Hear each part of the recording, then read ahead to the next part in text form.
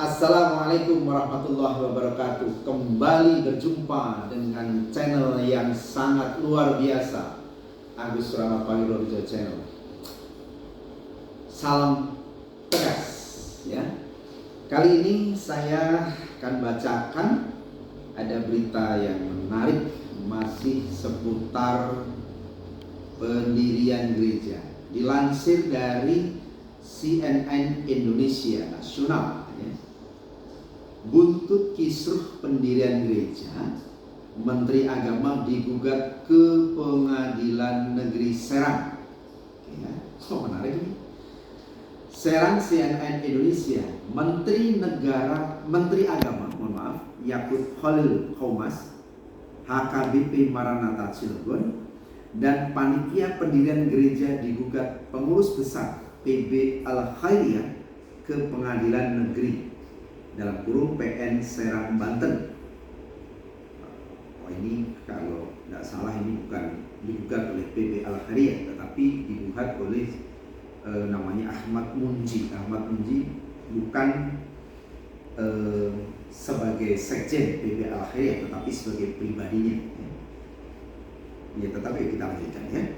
Gugatan itu dilayangkan terkait kisruh pendirian gereja di Kota Cilegon. Dalam gugatan tersebut, penggugat menyoroti ucapan Menteri Agama yang dianggap menyudutkan Kota Cilegon sebagai daerah intoleran. Ini sudah kita bahas nampaknya di video kita yang pertama ya. Sehubungan dengan pernyataannya yang tersebar di video dan diduga menyudutkan Kota Cilegon karena seolah-olah dianggap intoleran karena isu penolakan tempat ibadah gereja HKBP Maranatha Cilegon, kata Sekjen Pengurus Besar PB Al-Khairiyah Ahmad Munji dalam keterangan tertulisnya Jumat tanggal 16 September 2022. Nah, kemudian gugatan ke pihak HKBP Maranatha Cilegon dan panitia pendirian gereja digugat atas dasar pendirian gereja yang tidak sesuai prosedural sehingga harus dibatalkan. Peraturan pendirian gereja tertuang dalam peraturan bersama Menteri PDM, Menteri Agama dan Menteri Dalam Negeri nomor 9 dan nomor 8 tahun 2006 karena mengabaikan masyarakat setempat. Gugatan itu telah didaftarkan ke PN Serang sesuai nomor perkara 151-PDT-2022-PN-SRG sebagai tergugat 1 Menteri Agama Yakut Khalil Qomas, tergugat 2 HKBP Maranatha Cilegon, dan tergugat 3 panitia pendirian tempat ibadah Huria Maranatha Cilegon. Nah, ini menjadi menarik karena ada para turut tergugat. Nah, para turut tergugat ini saya bacakan. Selain itu tercantum dalam perkara ini juga melibatkan turut tergugat 1 Wali Kota Cilegon, turut tergugat 2 Wakil Wali Kota Cilegon, turut tergugat 3 Ketua DPRD Kota Cilegon, turut tergugat 4 Wakil Ketua 1 DPRD Kota Cilegon, turut tergugat 5 Wakil Ketua 2 DPRD Kota Cilegon, turut tergugat 6 Kepala Kementerian Agama Kota Cilegon, turut tergugat 7 Lurah Kelurahan Gerem, turut tergugat 8 FKUB atau Forum Kerukunan Umat Beragama Kota Cilegon, turut tergugat 9 Edi Aryadi mantan Sekda Kota Cilegon, dan ini menarik, dan turut tergugat 10 Haji Muhammad Nasir mantan Kepala Desa Gerem. Gugatannya sampai mantan Kepala Desa. Ada ya, lagi. Agar Menteri Agama, HKBP dan pihak tergugat menahan diri tanpa memaksakan arti dan makna Bhinneka Tunggal Ika dan makna toleransi beragama secara substantif. Karena Cilegon lebih baik tanpa ada gereja, tapi masyarakat antar umat beragamanya saling toleran, hidup berdampingan dan damai daripada memaksakan dibangun tempat ibadah tapi sebagian besar masyarakatnya menolak, terang Ahmad Munji. Ahmad Munji menyebut saat ini diduga terjadi manipulasi informasi yang dibuat seolah-olah ada penolakan pendirian gereja. Pihaknya mengklaim yang sebenarnya terjadi adalah ketidaklengkapan dokumen pendirian rumah ibadah umat Kristiani dan tidak bisa dipaksakan. Putusan gugatan Al-Khairiyah ke PN Serang juga bisa memberikan kepastian hukum secara konstitusi bagi semua pihak sehingga nantinya bisa saling menghargai. Sekali lagi, ini bukan putusan gugatan Al-Khairiyah. Karena ini Ahmad Munji atas nama pribadinya, bukan atas nama institusi. Agar jangan ada lagi manipulasi informasi dan kebohongan-kebohongan terhadap proses pendirian rumah ibadah yang belum memenuhi syarat tapi seolah-olah ditolak hingga dituduh intoleran katanya. Ini dari CNN Indonesia Nasional. Nah, namun kemudian saya baca juga ini kemudian ada tanggapan yang berbeda. Ini saya buka juga ini ya, ada tanggapan yang berbeda. Ya. Ini dari Cilegon Hipotesa ID. GP Ansor Kota Cilegon sebut gugatan Sekjen PB Al-Khairiyah ke Menteri Agama Yakut mengada-ada. Sedikit saya bacakan, nanti kita bahas ya. Jadi menarik ini. Jadi Gerakan Pemuda Ansor Kota Cilegon menilai bahwa gugatan Sekjen PB Al-Khairiyah Ahmad Munji ke Menteri Agama Yakut Khalil ke Humas mengada-ada. Demikian hal tersebut diungkapkan oleh Ketua PC GP Ansor Kota Cilegon Soleh Safi'i melalui keterangan tertulis yang Sabtu 17 September 2022 malam. Gugatan Al-Khairiyah itu mengada-ada karena kapasitas Gus Yakut itu sebagai Menteri Agama, Menteri semua agama, kata Soleh Safi'i yang akrab disebut dengan Gus Alek. Sebagai Menteri Agama, kata Gus Alek, Menteri Agama Yakut memiliki tugas untuk memberikan pelayanan kepada seluruh umat beragama di Indonesia. Itu sah-sah saja ketika ada warga negara yang meminta bantuan dalam konteks pendirian tempat ibadah termasuk pembangunan gereja ujarnya. Ya. Gus Alek juga menyayangkan pernyataan Sekjen PB Al-Khairiyah Ahmad Munji yang menyebutkan bahwa proses ini memiliki kepentingan tersembunyi yang menjadikan aturan dan regulasi sebagai bemper dan bungkusnya. Tidak ada kepentingan apa-apa, ini hanya kewajiban negara untuk mendengarkan beberapa persoalan yang terjadi di masyarakat. Dan Menteri Agama memeluk kewajiban melayani bagi semua agama dengan bersikap adil, dengan tidak membeda-bedakan soal prosedur dan mekanisme mesti dilalui. Oke, ini saya potong sampai di sini. Baik sahabat-sahabat semuanya, ini menjadi menarik. Kenapa? Karena justru yang saya khawatirkan itu bukan persoalan gugat dan digugatnya ini, tetapi khawatirnya yang saya khawatirkan ini ada beberapa pihak yang kemudian memahami bahwa ada dua ini. Saya melihatnya ada dua. Yang pertama masyarakat. Tentu masyarakat akan dihadapkan dengan pemahaman ya. Bisa jadi karena ketidakpahaman. Sekali lagi masyarakat jangan tersinggung ya. Jadi saya katakan karena ketidakpahaman yang saya khawatirkan bahwa namanya ketika berperkara di pengadilan dan saya coba baca ternyata ini adalah gugatan perbuatan melawan hukum ya, atau PMH.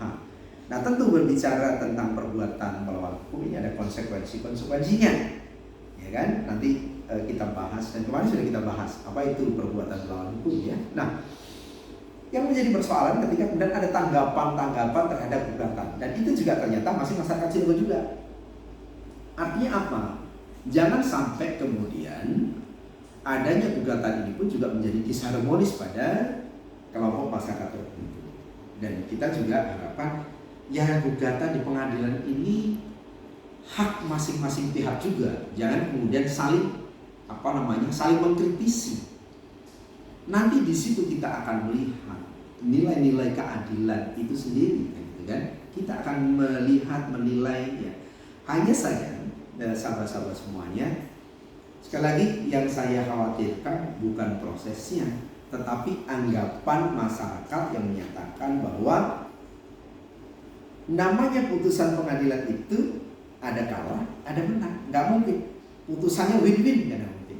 Putusannya itu adalah keputusannya ada yang kalah, ada yang menang, ya, atau ada hasil mediasi, kan? Karena di pengadilan perdata itu harus berdasarkan SEMA, ya kan, surat edaran Mahkamah Agung, wajib untuk mengadakan mediasi. Jadi ada menang, ada kalah, ada hasil putusan mediasi. Ya, kita tidak tahu nanti seperti apa. Tetapi yang saya khawatirkan, ya, jangan sampai kemudian juga masyarakat, misalkan penggugat, ya, katakanlah menang, ya kan, katakanlah penggugat menang, ya. Nah, sementara di situ ada tergugat 1, tergugat 2, dan tergugat 3. Dan di sini ada kurang lebih berapa itu? 7, ya, 7. Ada wali kota, kemudian ada mantan wali kota, ada FKUB, ada Kementerian Agama dan sebagainya sebagai turut tergugat. Nah, artinya apa? Ketika kemudian putusan itu memenangkan dari penggugat, bagaimana halnya terkait dengan para tergugat? Oke, sampai di sini, ya. Nah, kemudian apabila ini kalah, ya, penggugat ini dinyatakan kalah, ya kan? Nah, apakah kemudian pihak tergugat ini katakanlah Menteri Agama, maaf, kemudian panitia, ya, dan kemudian HKBP mengatakan kalau begitu berarti kami boleh dong mendirikan gereja karena penggugatnya sudah ditolak. Tentu juga tidak sesederhana itu, ya kan? Karena apa? Ada satu lagi, biasanya juga, dan kalau ini pengadilan kemudian menerima sebagian dan mengabulkan sebagian, ini pasti juga akan menimbulkan sedikit polemik juga di tengah masyarakat. Tetapi saya membaca bahwa putusan apapun itu tidak akan berpengaruh, ya, terhadap rekomendasi. Kenapa demikian? Karena ini terpisah. Permohonan pendirian gereja itu diatur dalam PBN, ya kan?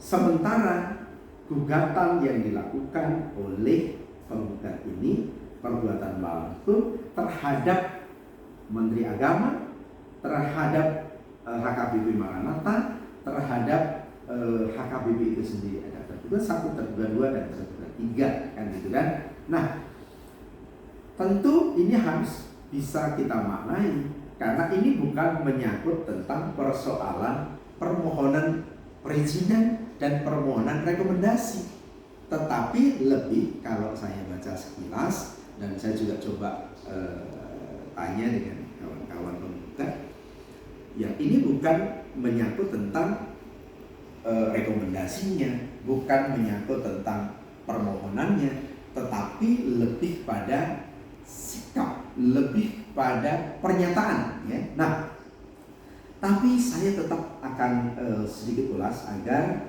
kita memahami tentang beberapa persoalan-persoalan dalam PMH yang nanti kita akan bahas secara khusus di video yang berbeda, ya, dan tetap di channel yang sangat luar biasa ini, ya. Dan saya harapkan ini tidak lagi menjadi polemik, ya, sekali lagi, karena putusan ini tentu nanti akan beraneka ragam, apalagi kemudian nanti para pengamat, kemudian ya tentu para pengamat, kawan-kawan kita juga, mereka juga dengan disiplin ilmunya, ya. Tetapi ya, harapan saya agar para pengamat dan juga beberapa pihak yang mereka dimintai pendapat tentang hal ini setidaknya bisa melakukan diskusi bersama dengan kita, sehingga agar apa yang disampaikan itu tidak apa yang disampaikan itu berkesesuaian, ya kan? Jangan sampai nanti menyikapi tentang persoalan gugatannya, ya kan?